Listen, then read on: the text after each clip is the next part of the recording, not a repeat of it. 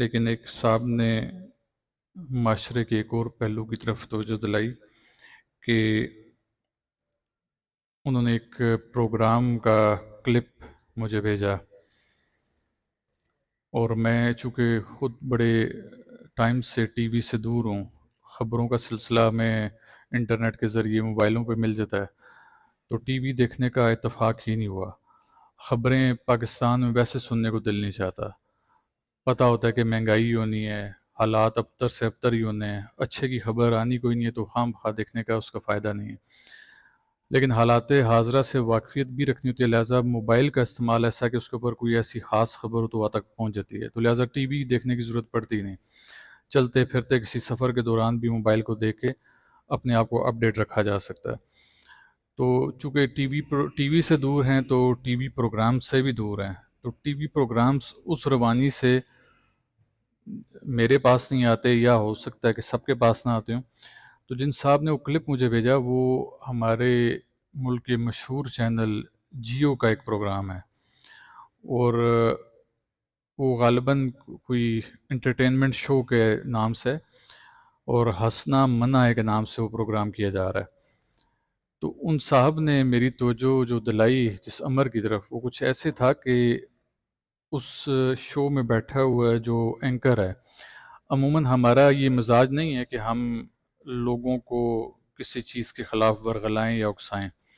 لیکن ہماری کوشش ہوتی ہے کہ ہمارے زبان و بیان سے جو ارباب اختیار ہیں ان تک پیغام پہنچے، اور پھر وہ جو کارروائی بنتی ہے، جو قانون کے مطابق معاملات کی جا سکتے ہیں، اس پر عمل درآمد کیا جائے۔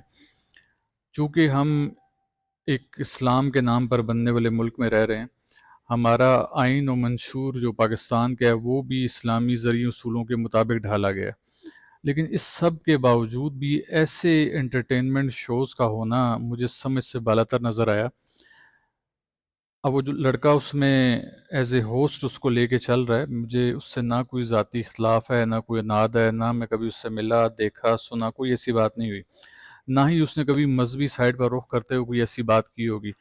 لیکن جو حق ہے، حق تو بیان کرنا پڑتا ہے کہ اس کے پروگرام میں اس طرح کے الفاظ استعمال کیے جاتے ہیں جن کے دو معنی ہوتے ہیں۔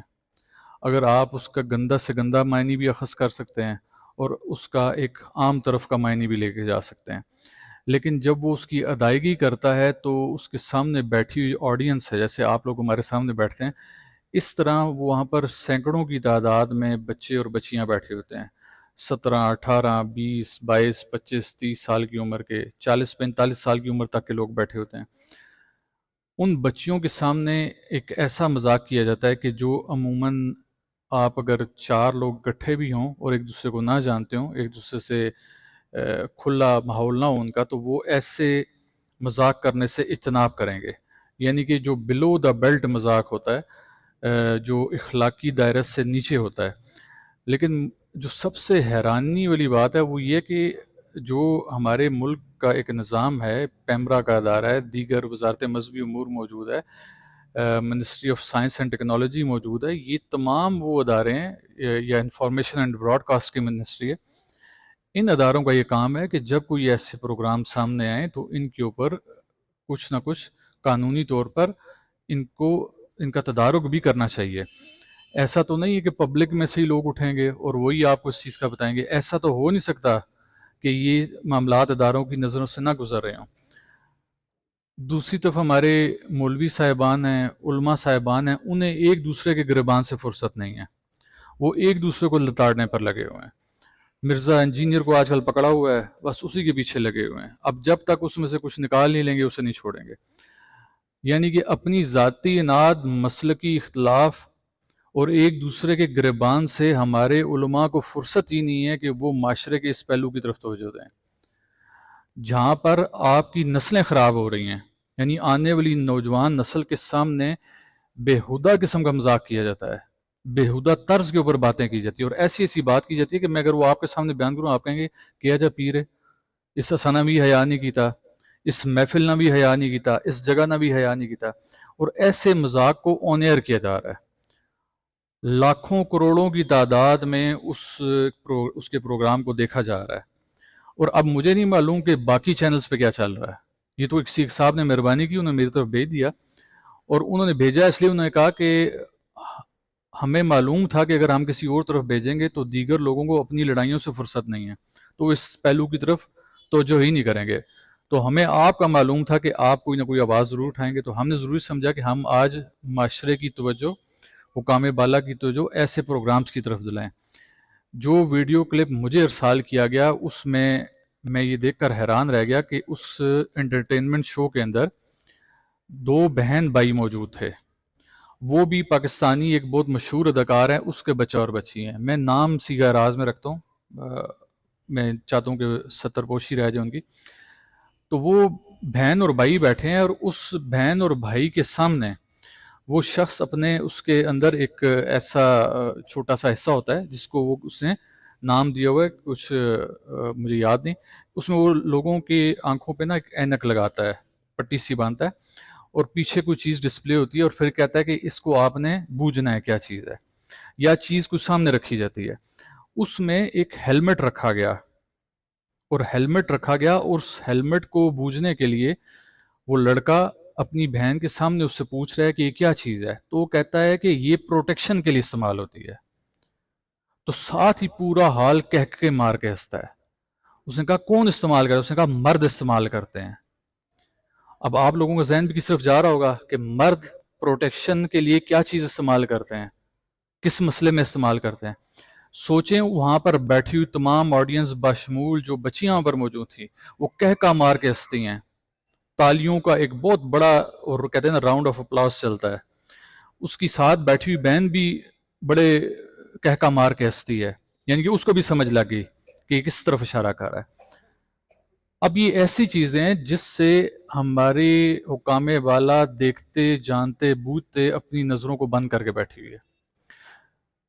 ہمارا اس کو اٹھانے کا مقصد یہ تھا کہ ایک صاحب گاؤں سے آئے شہر میں، تو ان سے کسی نے کہا کہ آپ نے گاؤں اور شہر میں کیا فرق دیکھا؟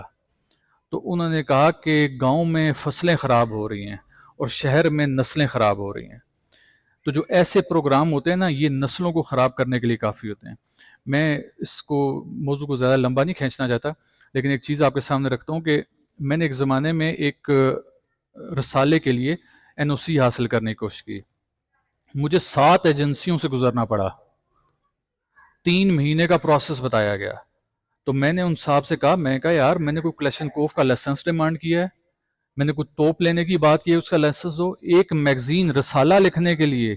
جس کا تعلق تعلیم کے ساتھ ہے اس کے لیے میں درخواست دی ہے، اور آپ لوگوں نے 7 ایجنسیوں سے گزار رہے ہیں،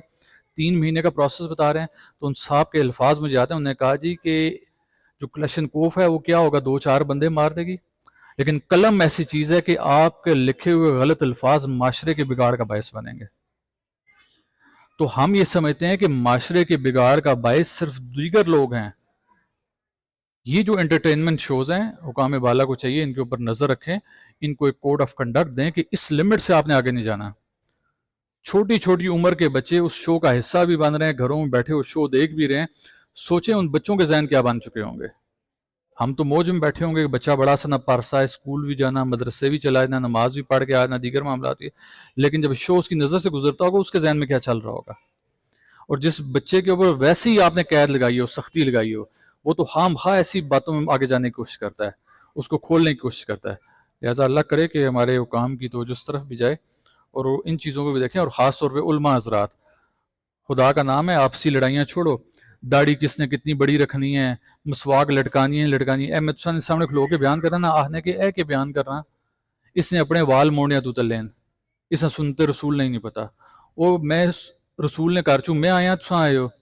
تساں کہ پتا حضور نہیں سنت کیسی، تساں 4 کتاباں پڑھ کے سنت نوان چلے ہو۔ اب کیسی کیسی چیزیں اٹھا رہے ہیں، کوئی ہماری نماز والی ویڈیو دیکھ لے جس 5 ہوتے نہیں کیتے ہوئے، 5 ہوتے نہیں کیتے تھے، شریعت جو باہر ہو گیا جی، اس سنت رسول فالو نہیں کی تھی۔ او اللہ علیہ حضور نے اصلاح معاشرہ سے کام کیتا، انہاں 5 چھنگن سے کام نہیں کیتا، انہاں مسواکاں لٹکان سے کام نہیں کیتا، انہاں خالی سے کام نہیں کیتا کہ لٹاں بدا لیے چھوٹیاں کر لئیے یا داڑھی کی تعداد کتنی رکھنی ہے۔ حضور نے کام کیتا، معاشرے نے اصلاح کی تھی، معاشرے نے اصلاح سے اللہ نے پیغام پہنچایا، ایک کوڈ آف کنڈکٹ تھا۔ آج تساں آپسی لڑائی ایک دوسرے داڑیاں نے سائز پہ دسنے ہو،